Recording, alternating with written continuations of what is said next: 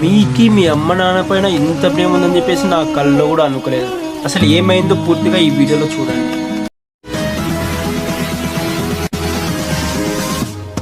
ఒకడు మీలాగే one life ని చాలా జాలీగా జల్సా చేస్తూ వన్ లైఫ్ ని కొనసాగిస్తూ ఉన్నాడు.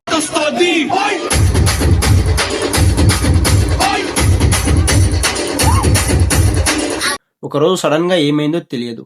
వానికి డబ్బు అవసరమైంది కదా, ఇంక ఏం చేయాలో వానికి తెలియక ప్రతి ఒక్కరిని, అంటే వానికి తెలిసిన వారిని అమౌంట్ అడుగుతా ఉన్నాడు. ఏం కారణం చెప్పేసి అమౌంట్ అడిగాడు తెలుసా? మా అమ్మకి హెల్త్ బాగాలేదు, మా అమ్మ హాస్పిటల్ సిచ్యువేషన్ ఉంది, సో నాకు డబ్బు అవసరం ఉంది, మా అమ్మకి హాస్పిటల్లో పే చేయాలి అని చెప్పేసి డబ్బు అడిగాడు. సో మీలాగా నాలాగా ఉంటారు కదా 100లో ఒకరు.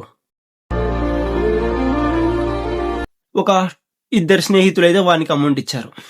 సో వారు వాని సిచ్యువేషన్ అర్థం చేసుకొని వాడిని నమ్మి, నమ్మకాలే ఉంటాయి, నమ్మితేనే జరుగుదేడేదేనా, వానికి డబ్బు ఇవ్వడం అయితే జరిగింది.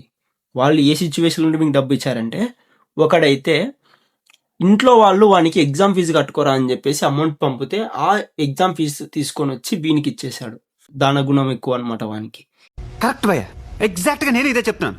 ఇంకొకడు వాని దగ్గర అమౌంట్ లేదు, ఏం చేయాలో వానికి అర్థం కాలే, ఎలా అయినా సరే వానికి హెల్ప్ చేయాలని చెప్పేసి వీని థింకింగ్ అని చెప్పేసి ల్యాప్టాప్ వేరే వాని దగ్గర, అంటే వీని ల్యాప్టాప్ వేరే వాని దగ్గర తాకట్టు పెట్టి వాని దగ్గర నుంచి ఒక 10,000 దాకా డబ్బులు తీసుకొని వచ్చి వీనికి హెల్ప్ చేశాడు. ఎట్లా అంటే, కనీసం నేను ఇచ్చే అమౌంట్ కనీసం టాబ్లెట్స్ కన్నా వస్తాయి కదా, నాదేముంది ల్యాప్టాప్, రేపు పొద్దున మళ్ళీ వాడు 10 days అమౌంట్ రిటర్న్ ఇస్తా అంటున్నాడు కదా, వాడు అమౌంట్ ఇచ్చిన తర్వాత నేను తీసుకుంటా అని చెప్పేసి నమ్మకం అనమాట వాని పైన.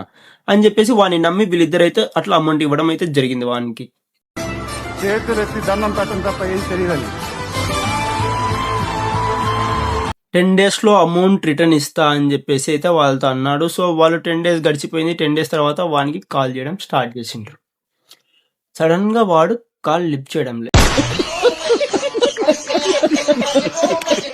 దాని తర్వాత 10 days కాస్త 30 days అయింది. No response. కనీసం వీళ్ళు ఫోన్ చేస్తున్నా కానీ వాడు ఎత్తడం లేదంట. ఇక్కడ వీడేమో వీని ల్యాప్టాప్ని తాకట్టు పెట్టిండు, ఆడ ఇంట్రెస్ట్ పెరిగిపోతా ఉంది. ఇంకొకడేమో ఎగ్జామ్ ఫీజు కట్టుకోవాలా. కనీసం వాళ్ళ సిచ్యువేషన్ కూడా వాడు అర్థం చేసుకోకుండా వాడు ఫోన్ లిఫ్ట్ చేయలే. అరుస్తున్నావు ఏంటి భయ్యా? అంటే ఒప్పుకోపోతే కొట్టేస్తావా? వాళ్ళ అమ్మ సిచ్యువేషన్ కనీసం వాళ్ళ అమ్మ కన్నా ఎలా ఉందో కనుక్కున్నామని చెప్పేసి ఎంక్వైరీ చేస్తే కనీసం వాళ్ళ అమ్మకి హెల్త్ ఇష్యూవే లేదు. వీనికి డబ్బు అవసరమే, వాళ్ళ అమ్మని హాస్పిటల్లో ఉందని చెప్పేసి సీన్ క్రియేట్ చేసి చూడండి. కనీసం వాళ్ళ అమ్మకి కూడా ఎటువంటి ప్రాబ్లం అయితే లేదు. మరి ఇంత దారుణంగా ఎలా తయారయ్యారా? దీన్ని బట్టి అర్థమైంది ఏంటి అంటే, మనుషులు వాళ్ళ అవసరాల కోసం ఎంతకైనా దిగజారుతారు.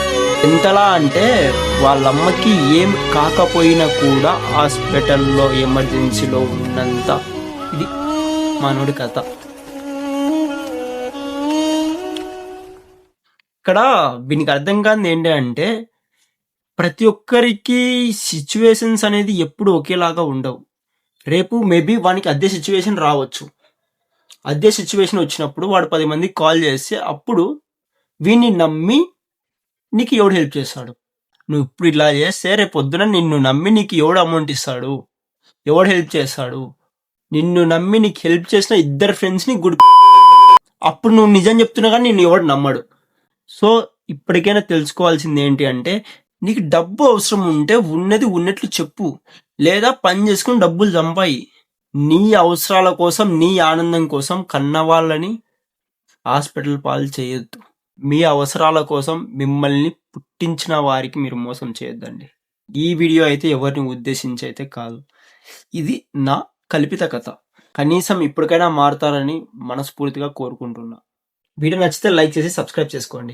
మరిన్ని వీడియోస్ కోసం మన ఛానల్ని చూస్తూ ఉండండి. Keep watching.